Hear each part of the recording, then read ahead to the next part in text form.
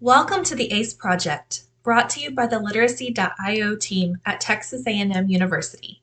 I'm your host, Ashley Stack, also known as Captain Comprehension. We are so excited you'll be joining us on this reading journey and hope you and your child enjoy this time together. So get comfy, rev up your brains, and get ready to think, because we are ready to help you become a comprehension detective. Welcome back, Super Readers. My name is Captain Comprehension, and I am here to guide you as you become a comprehension detective. Welcome to week 29 of our podcast. This week, we're reading Stand Tall, Molly Lou Melon. Molly Lou Melon might be small, clumsy, and sound like a bullfrog being squeezed by a boa constrictor, but she is proud of who she is. Today, we're going to read about how Molly Lou uses her unique talents to overcome a big problem. Before we begin reading, let's go over some important vocabulary that will help us better understand the passage. Our first term is fumble. Fumble means in a clumsy, awkward way.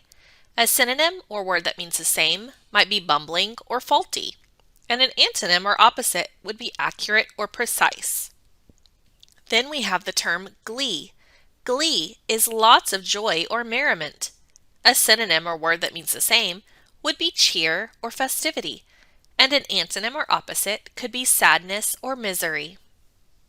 Finally, we have the word revealed. Revealed means opened up or displayed. A synonym or word that means the same would be showed or exposed, and an antonym or opposite would be concealed. All right, Super Readers, pause those videos. It's time to text 866-903-2545. That will get your questions started when you send in POD 29. That's POD 29. Which phrase helps the reader understand the meaning of the word revealed? A. Opened up.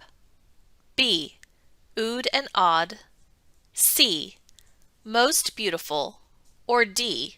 All wrong. What does the word glee mean?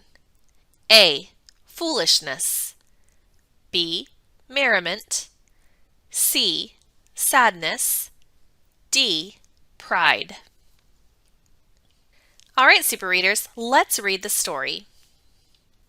Molly Lou Melon stood just taller than her dog and was the shortest girl in the first grade.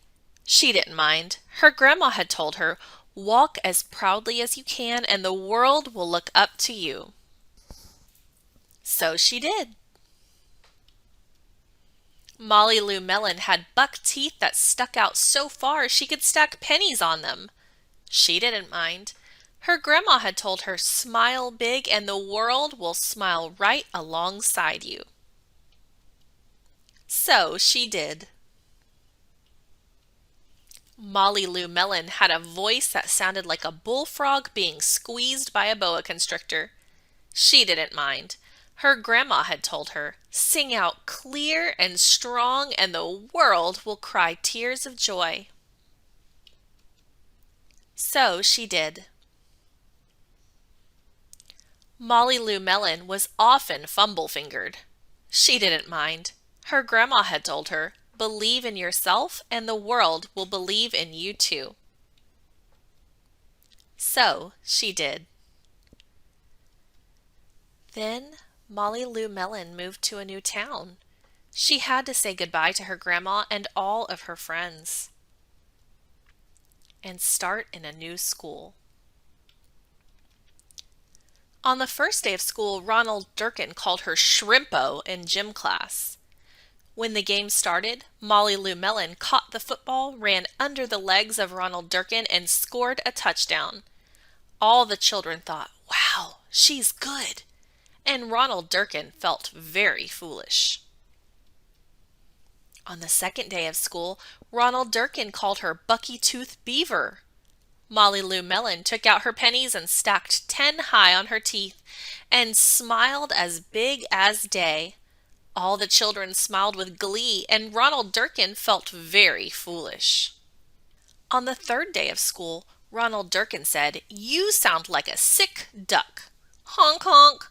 Molly Lou Melon sang out a quack so clear and strong it made Ronald Durkin somersault backwards, hit his head, and have to go to the nurse. All the children cried with joy to be free of Ronald Durkin for the rest of the afternoon, and Ronald Durkin felt very foolish. On the fourth day of school, Ronald Durkin said that she'd made the snowflake all wrong. But Molly Lou Melon opened up her paper and revealed the most beautiful snowflake of all. All the children oohed and awed, even Ronald. On the fifth day of school, Ronald Durkin brought Molly Lou Melon a stacking penny for her tooth and smiled at her. That night, Molly Lou Melon took out a pencil and paper and wrote a letter to her grandma. Dear Grandma, I wanted to tell you that everything you told me was exactly right. Love, Molly Lou Melon. That was such a cute story, Super Readers. I hope you enjoyed reading it. So now we ask ourselves, what is the text structure of Stand Tall, Molly Lou Melon? Well, here are some clues that I heard. She didn't mind. They kept saying, so she did. Then, Molly Lou had to go to a new school, where Ronald Durkin called her Shrimpo.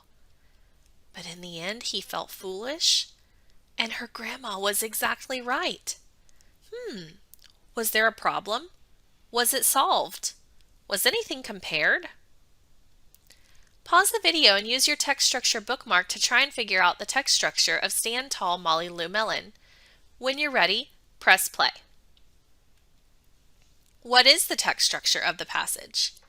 A. Comparison. B. Cause and effect. C. Problem and solution. D. Cause, problem, and solution. Hey Super Readers, it's time for us to use our text structure to write our main idea. I identified this story as being cause, problem, and solution, so we'll use these sentence stems. The cause is, the problem is, the solution is. Pause your video and talk to your adult partner about what you think the main idea for this story might be. Remember to use those sentence stems and text in your answer now. Hey detectives, here's what I wrote for my main idea for the whole selection. The cause was Molly Lou Melon was different. The problem was she moved to a new school and Ronald made fun of her. The solution was she stayed proud of who she was and Ronald was finally nice to her. How did your main idea compare to mine? I bet you your ideas were very close. Okay, detectives, it's time for us to answer a multiple choice main idea question, just like those we sometimes see on our standardized tests. What is the best main idea of the selection? Remember to use your main idea that we wrote together to answer this question to the best you can. A. Molly Lou Melon is short, buck-toothed, clumsy, and sounds like a bullfrog, which causes Ronald Durkin to make fun of her. B. Molly Lou Melon uses her buck teeth to balance pennies, which makes her classmates happy to watch. C. Molly Lou Melon is unique. When she moves to a new school, Ronald Durkin teases her. Molly Lou stays true to herself and Ronald becomes nicer.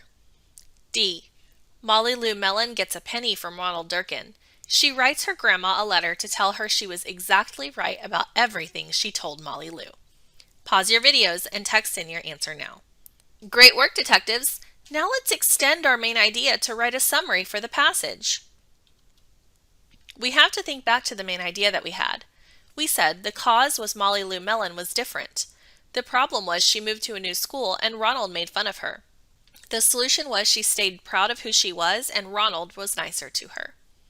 So think about some details that you might add to the cause, some details you might add to the problem, and some details you might add to the solution. When you're ready, press play so you can see what I wrote for my summary. Welcome back. Here's what I put. The cause was Molly Lou Melon was different. She is short, clumsy, buck-toothed, and sounds like a bullfrog being squeezed by a boa. The problem was she moved to a new school and Ronald made fun of her. He calls her names like Shrimpo or Bucky-Tooth Beaver. The solution was she stayed proud of who she was by using her size to score a touchdown or balancing pennies on her teeth. And Ronald gave her a penny and a smile. Molly Lou tells her grandma she was right about everything. How does your summary compare to mine? Remember, your details don't have to be identical as long as they support the cause, the problem, and the solution. Hey detectives, let's answer a multiple choice summary question. Here we go. What is the best summary of the selection? A. Tiny, clumsy, buck-toothed Molly Lou Melon moved away from her grandma and started a new school. There, Ronald Durkin makes fun of Molly Lou, but she follows her grandma's advice and is true to herself. She balances pennies on her teeth and creates a beautiful snowflake that even Ronald liked. By being herself, Ronald began to be nicer, and Molly Lou realized her grandma was right. B. Molly Lou Melon does not care that she is short because her grandma said people will look up to her if she walks proudly. She also has buck teeth that she can use for penny stacking.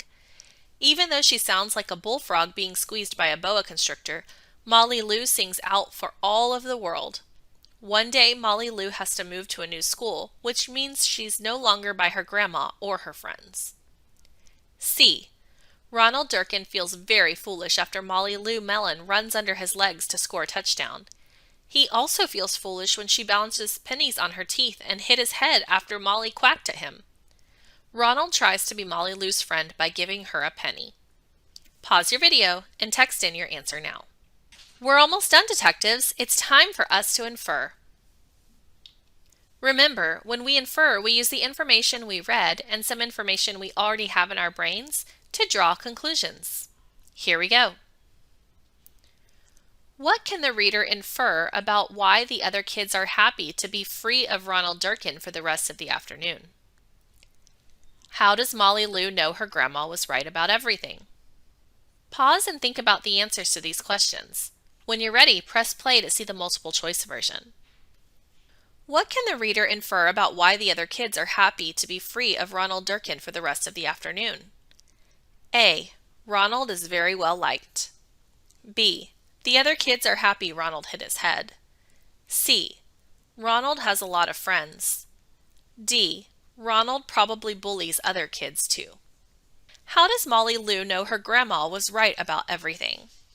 A. Ronald gives Molly a penny and a smile. B. She makes others happy. C. Both A and B. D.